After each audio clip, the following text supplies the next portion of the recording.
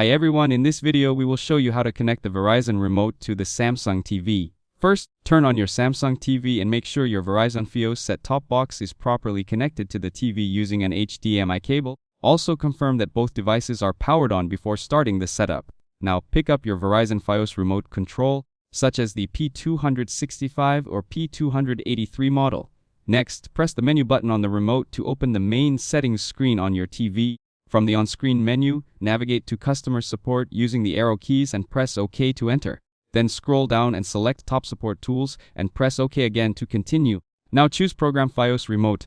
This option is used to link your remote control with your TV so it can manage functions like power and volume.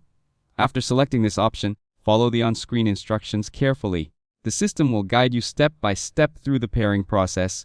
If asked, select your TV brand as Samsung and confirm your TV model if it appears on the list. This helps the remote find the correct control code. Once the setup begins, the system may test different codes automatically. During this time, check if your TV responds when you press volume or power buttons on the remote. If the automatic setup is successful, you will see a confirmation message on the screen. If it does not work, go back and choose the manual setup option. Then try selecting Samsung codes one by one until the remote responds correctly. You can also use Verizon's guided setup tool from the support section if you need additional assistance.